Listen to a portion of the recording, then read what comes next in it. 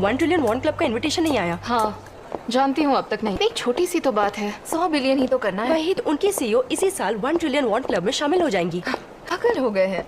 मुझे भी यही लगता है, क्योंकि कोरिया के ज्यादा। चलो फिर उन निकम्मों को हमारे स्टोर से निकाल कर फेंक दे। इसमें आपको रेड अंडरलाइन वाले ब्रांड दिख रहे होंगे, वो कम से कम 2 साल से 20% या कम सेल कर रहे हैं। डर डर के क्यों बता रहे हो?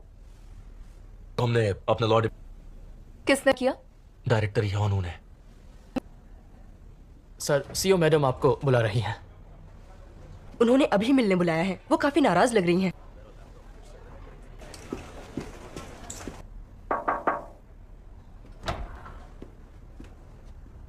देखो, इनमें से ज्यादातर वो हैं जिन्होंने यहाँ 500 मिलियन वॉन तक का इन्वेस्ट किया हुआ है, तो उन्हें यूं ही ने यहाँ कोई एनजीओ खोल रखा है या कोई समाज सेवा कर रहे हैं? मिस्टर बेक योनू, मैंने आपसे बिजनेस की राय मांगी क्या? तो उन पर केस करो और उनसे जीतो, क्योंकि आपको यही करने के लिए रखा है।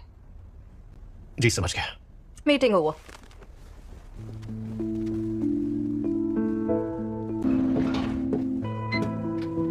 तुम सबको ये जताने की कोशिश कर रहे हो कि हमारे बीच कुछ ठीक नहीं है। ये बात हमारे रिश्ते से बिल्कुल अलग। बट हो, इसलिए तुमने उस स्टोर ओनर को पहले ही खबर कर दी कि मैं उसे रूल तोड़ने के लिए निकालने वाली हूँ। आदमी हमारे डिपार्टमेंट स्टोर की शुरुआत से हमारे साथ है, और अब अपने आप को सुपर हीरो समझते हो?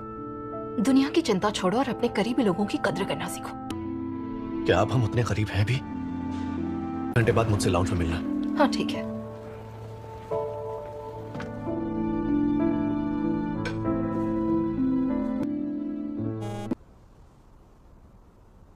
फैमिली रूम में आओ।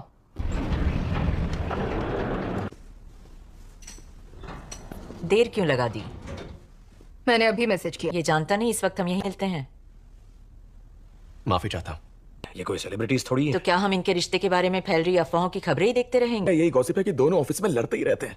क्या ये सच है? मीटिंग में इन दोनों को देखकर सबकी हवा टाइट हो गई। हाँ जीजा जी, याद है मैंने वो केएफटीसी वालों को परमिशन देने के बारे में बोला था? वो रोज कॉल करके दिमाग खाते हैं। उनका कुछ पर सबको अपने दायरे में रहकर काम करना पड़ता है ना। अरे वो इतनी रिक्वेस्ट कर रहा है तो काम कर दो ना।